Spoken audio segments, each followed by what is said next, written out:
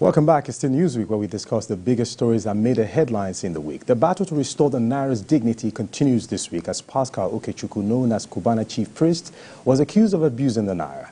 The Anti-Graft Commission EFCC filed a 3-count charge against him. He, however, pleaded not guilty of Naira abuse charge and was granted a bail of 10 million Naira. Of course, I still have Justice General right here in the studio with me. Justice, now, what precedent does this case against Cubana chief priest set for cultural practices like spraying money at events? Okay, for me, I think he lays a bad precedent. Let me tell you why. Ordinarily, the earlier one, which is the one that this one follows, actually lays a good and maybe too harsh of a precedent.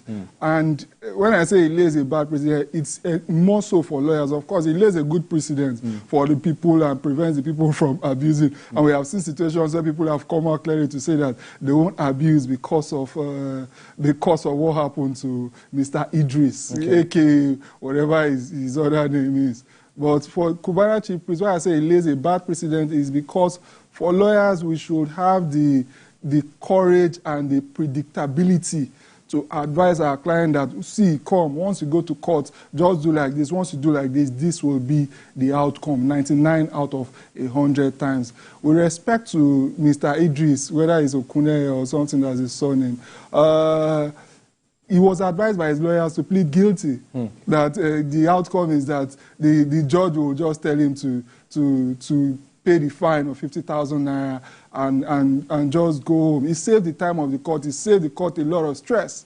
But we were shocked. I was shocked as a practitioner to my bones that he had to be. But with Cubana chief priest, his lawyers had to advise him otherwise, and now we have to go the full gamut. We have to spend the resources of the court. We have to waste the time of the court, and the result may still be the same. All right, Olufemi Lawson, very quickly, could you discuss the potential impact of this case on public figures and their influence on societal norms?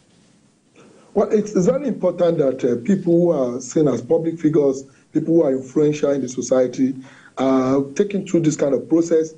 I would not want to mind how long it takes the court to get persons who are involved in, because this, of course, some of these things are presumed to be cultural practices, but when it comes to the question of law, it has nothing to, the law will always take its course, irrespective of what the culture or whatever other consideration prescribes. So in this case, this is a case of interest. It will not only safeguard the integrity of our currency, it will also reinforce the need for some moral, decency as far as our culture of spending money in this country is becoming, because it is not just about an abuse of our currency. It's about the fact that, it has even gone beyond the abuse to some immoral approach, to displaying currencies by influential persons within the society. So it's a case of interest, and no matter how long it takes, even if Cubana high priest, or whatever it's called, has proven not to be guilty of these offenses, no matter how long it takes for the court to decide the validity of that case or not, it is important that we watch, we take interest and see that justice is duly served in a way that both the accused and the state will be seen to have been duly, justifiably, served justice at the end of the case, not minding if they say which state it's involved or which individual is involved. All right, Justice General, on a lighter note, the less privileged are coming out to say that you are denying them an opportunity to have a swell time when money is being spread, because that's their own time to also grab what they grab.